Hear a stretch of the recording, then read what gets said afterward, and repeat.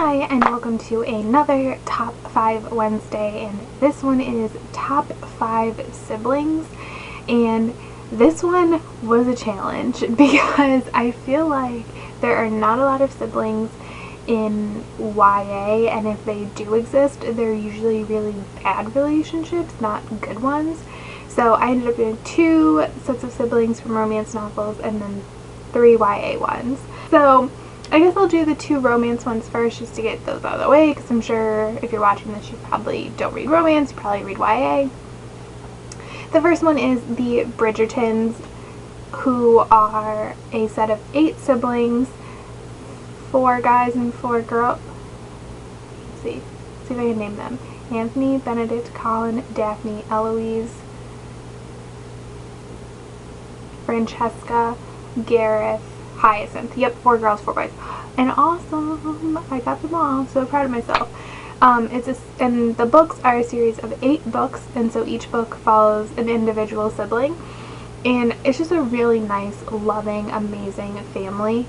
Especially for historical romance, a lot of times that can be kind of a contentious relationship, but they're amazing. I particularly love the 3 oldest boys, Anthony, Benedict, and Colin, and the way that they interact with one another. The other one is pretty similar, and that's the Hathaways, and they're 5 siblings, 4 girls and 1 boy, by Lisa Kleypas. And this one is probably a little darker. They have a lot of things. They've lost both their parents, and their life situations have changed. 2 of them fall in love with people that society says they shouldn't, but their family is really supportive, and they're just great with each other. They're harsh and tough when they need to be. They're loving when they need to be, although those 2 things are not different, I guess. It's just I love their relationship. I particularly love Amelia, the oldest girl, and Leo, the guy. They're the 2 oldest, and even though the man is traditional, because this is a historical romance as well, he would be the one who would have to leave the house. He doesn't for various reasons, and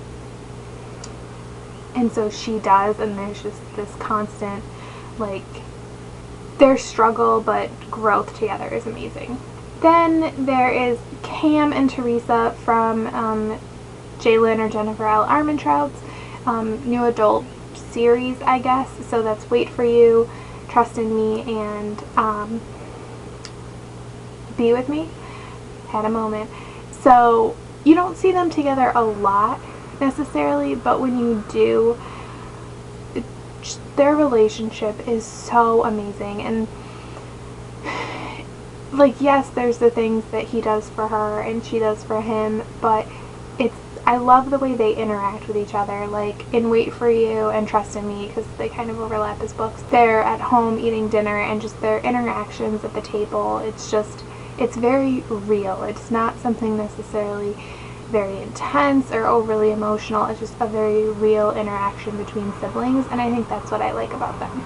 This is a new one, but it's the Delos family, I believe is how you say it, from the Star-Crossed series by Josephine Angelini. I just finished reading this, and really this is 2 sets of siblings, and then they're cousins, but they all kind of view each other as brothers and sisters. It's kind of weird.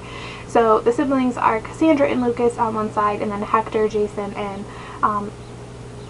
Ariadne. I looked that up. I'm pretty sure that's right. And Jason and her are twins, and then Hector is their older brother. But then, like I said, together they're also a couple, or siblings, view each other as brothers and sisters.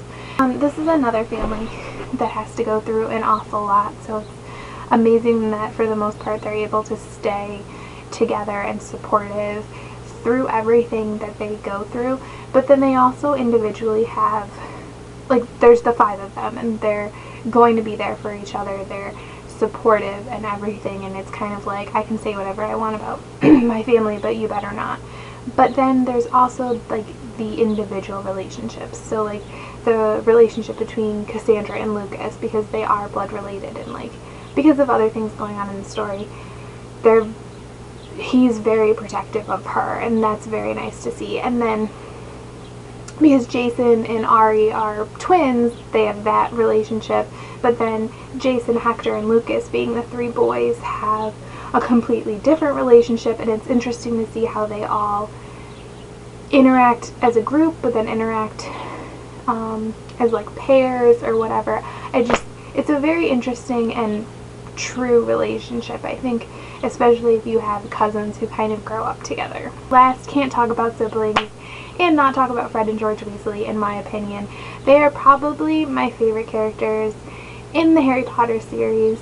I mean, Luna Lovegood is pretty awesome, but Fred and George. I mean, the Weasleys are a cool bunch and everything, but I particularly like Fred and George. They're an amazing set of twins. I think that their progression and their story is very interesting. I love them dearly. Oh my gosh, book 7 with them is just heartbreaking. To joke around in the light of everything, like, that's an amazing characteristic, and that they help each other. It's not like, I'm sure they have moments, like horror, like sad, depressing moments, but their relationship with one another, they know how to like see that in the other and then make a joke so that the other isn't sad and everything. And it's just, oh, I love them. They're just an amazing set of siblings. So those are my top 5 siblings. If you have any, just let me know down in the comments. I like siblings relationships. I don't know why there aren't more. I feel like people think that only children are like the only interesting people in the world or something. I don't know.